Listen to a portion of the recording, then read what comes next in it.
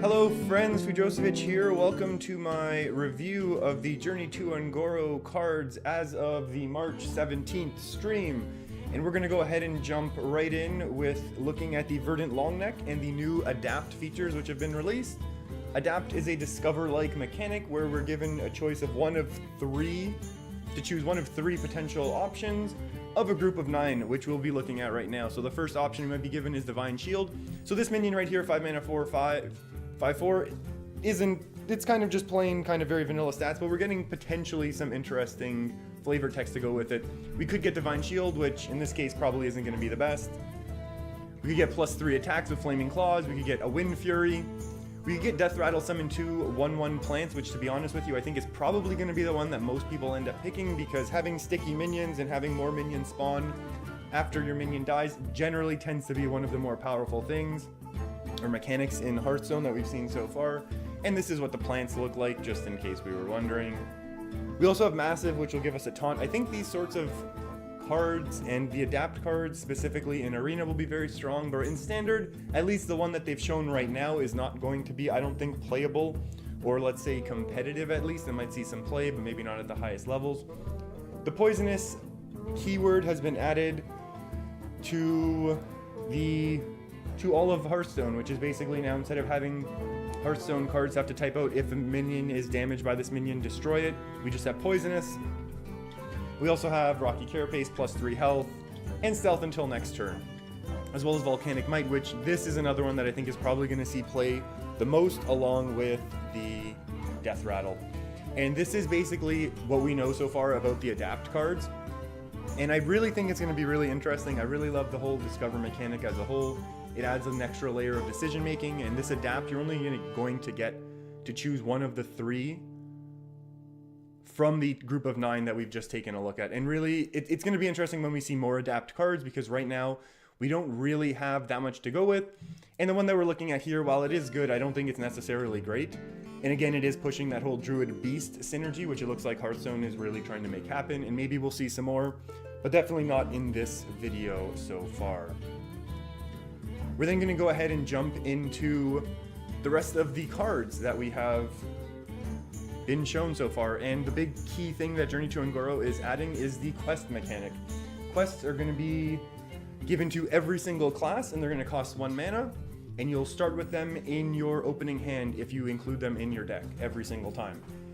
So this is kind of interesting. So quests you're going to have to play at the beginning of the game, and then you're going to have some sort of quest that you have to work towards. For priests, what we're looking at here with Awaken the Makers is they have to summon 7 Death Rattle minions, and you're rewarded with something once you achieve your quest. In this case, we're getting a 5 mana 8/8 minion, which is going to set your hero's health to 40, which is absolutely huge.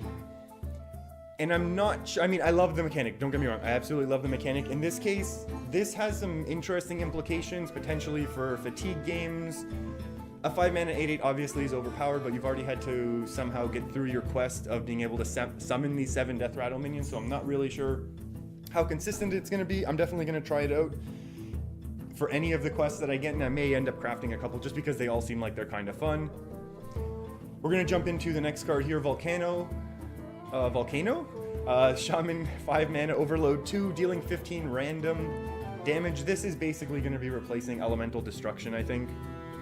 It's just a massive board AoE, and it's only minions, not characters, so it's not like the Warlock where it's just deal the random damage to all characters. This is only for minions, so 15 damage oftentimes will be board clears with your own minions trading, so this is kind of interesting. May see some play. I think in Arena it'll definitely get out there. Standard we'll see 15 damage, maybe not enough.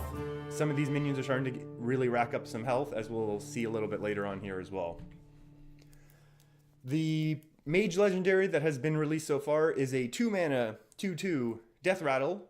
Return this as a 6 mana 6/6, which is then has a Death Rattle. Return this to your hand as a 10 mana 10/10, which is a really cool way of smoothing out your curve, because if you play that early, you know you're going to have at least a slow minion to play on 6, and then another bigger, slower minion to play on 10.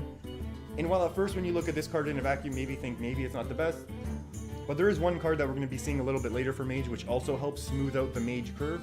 So maybe we'll be able to get some sort of tempo Mage, pseudo control Mage thing going on with this expansion. At least it'll be interesting to take a look at that. And I think that's how this card would be able to see play. Otherwise, it's really good for Arena, but I'm not sure that it's going to see play in Standard unless we have this ultra smooth curve mage that I'm kind of envisioning with this card right now.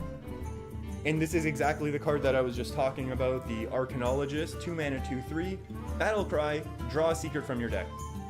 This is very similar to what we saw with Mad Scientist, where Mad Scientist had a Death Rattle play a random secret from your deck, which was definitely more powerful than this card that we're looking at right now. But this has the added benefit of helping to smooth out your curve, which I think is really, really powerful as well. And that's kind of why I was thinking with the Pyro. I mean, if you have the Pyros this whole time 2, 6, 10, and then you play that into an Arcanologist, you really can help smooth out your curve basically the entire game, which would be kind of interesting for something that Mage is not really known for.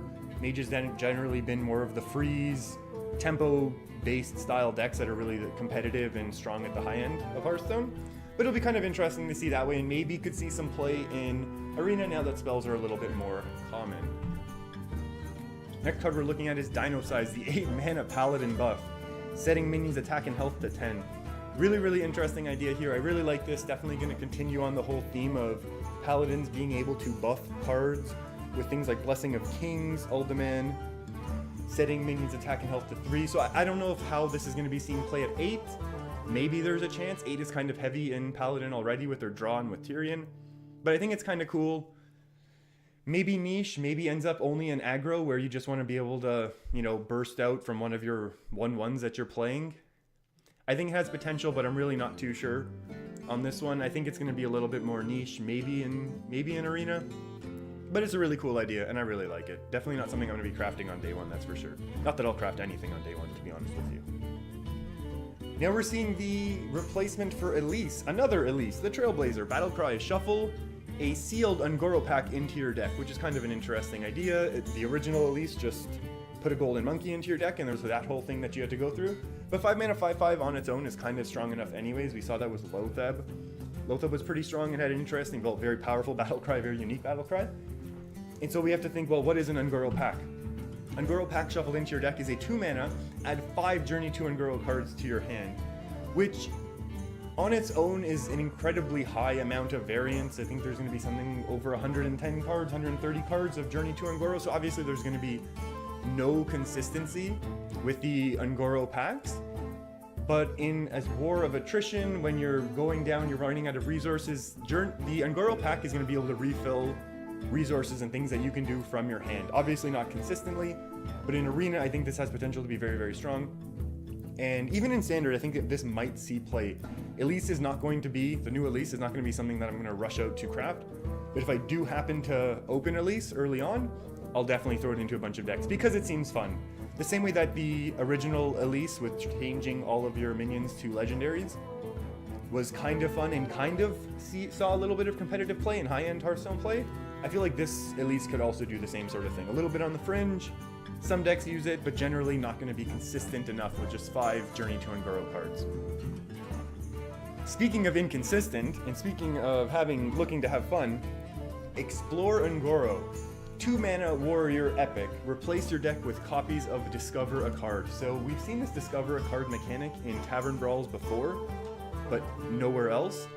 So if you're looking for a meme deck and have 800 dust, this is going to be the card to craft. This is going to be, I think, even more, I don't want to say wild because wild is standard wild confusions, but I think this is very, very interesting if you're just looking for a fun deck. The same way that Renounced Darkness was really, really fun to play in Warlock. And I say fun, not really competitive, but you could have some crazy turns. Explore Ungoro is going to do the same thing. It's just going to replace your deck with Discover a Card, and then you're just going to hope that you're discovering some good cards from there on out. You know, the issue is because it's Warrior, I mean, the Renounced Darkness worked with Warlock because Warlock could tap a couple turns to fill up their hand, but right now you're just going to hope that you're discovering things on curve to continue to put out threats, whereas Renounced Darkness did decrease the cost of all the cards by 1. So there's a little bit of, there's obviously a difference in this case, but if you're looking to have fun, this is kind of the card. This is going to be the card for you if you just want to make some meme decks, and there's going to be, I'm sure, crazy videos online, and maybe if I make it to the floor 10 or plateau of rank 10, and I get these cards. And the other issue is, I would play this for fun, but it is 800 dust, and I know people tend to complain about that. And I don't necessarily have a problem with this being a rare, because I feel like the increase in rarity is often tied to the increase of unique interactions. Like legendaries are legendaries because they have unique interactions. No one's going to argue that Cho is necessarily a super duper strong, ultra competitive card or anything like that. But I think, we can say that, the Cho mechanic is very unique, the same way that the legendary mechanics are generally unique. And having these epics that are maybe more fringe and more fun and more meme deck based being costed the way that they are, I think that's totally fine, to be honest with you.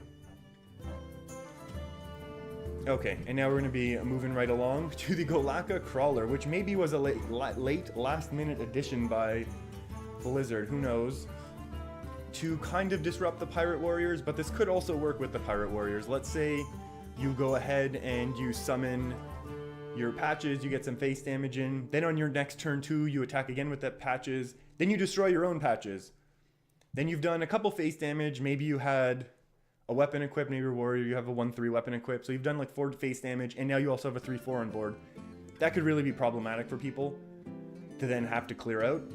But then this could also work as kind of the anti-pirate answer, the same way that we've had a similar 1-mana beast destroy Murlocs, which never really saw play except for a couple really funny videos online, if you go look them up. So this could also work as people would be willing to then tech this in to beat the pirates, but the issue is, if you're playing this and you're not playing against a pirate deck, a 2-mana 2-3 is simply not good enough in standard on the ladder, I don't think, to really be competitive and to really take up a spot in your deck. So this is kind of, maybe there could be some, let's say if Pirate Warriors continue to be played at an incredibly high rate on ladder, a bunch of people would start teching in the Crawler, which would then decrease the amount of pirates, which would then lower the strength of these decks that have this Crawler, because otherwise it's just a 2-mana 2-3 and that's not really good enough. And then they would go away, which would then leave room for pirates to come back. So you're going to have this interesting back and forth. I don't know that this is really going to be an answer to the pirate decks, to be honest. It's an interesting idea, it's cool, but I think there's better answers in this package of cards that were released on March 17th than this Crawler, and let's get to some of them soon. This is kind of one of them. Lakari Fellhound, Warlock, 4 mana, 3/8 taunt. Discard 2 random cards. And you might think, hey, discarding 2 cards for, you want to have some strong stat line. 4 mana, 3/8, that's more stats than generally you get for 4 mana. If 4 mana, 4/5 is the standard, gold standard of stat distribution at 4 mana, this is more for stats, but you're discarding 2 random cards. You're thinking, that's really strong. I can get a 5 mana, 5/7 with charge to discard 2 cards. But then what was also released to us with this card package was the Lakari Sacrifice, the Warlock quest, which is to discard 6 cards. So that's kind of interesting. At the beginning of the game, you throw out Lakari Sacrifice and you have to discard 6 cards really, really quick.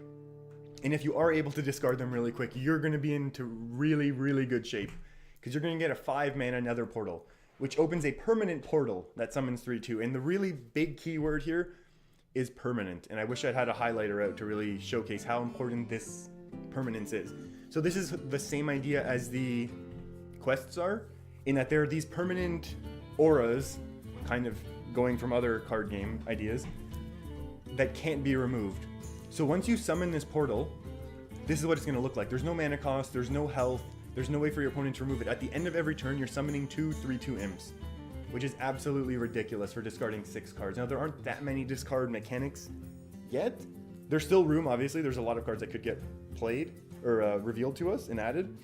But right now, this is looking like it could be very, very strong for some sort of control base. At the end of every turn, you're getting 2 of these.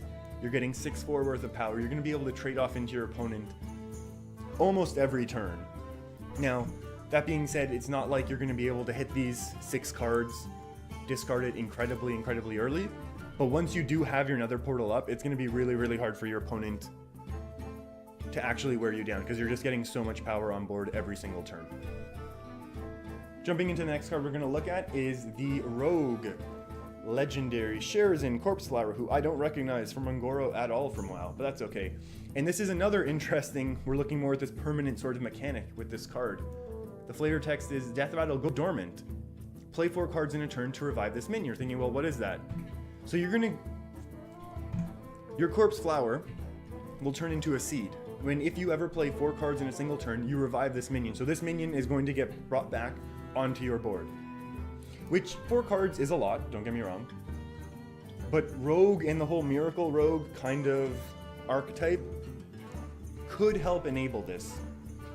Where you have a big turn, maybe you play a big Edwin, maybe you buff up your questing adventures, and then you have another 5/3 on board as well, which normally, like, you look at these stats and they're a little bit weak, but because you have the ability to bring this card back, not indefinitely, because you will run out of cards in your deck, but potentially 2 or 3 times, that has potential to just be massive, massive value. And then it gets, I mean, the Malagos Rogue and the Miracle Rogue really have some really interesting, intricate turns of trying to budget your cards so that you can set up your burst and your big turns. And this is just adding one extra layer to that. I think it could see some play.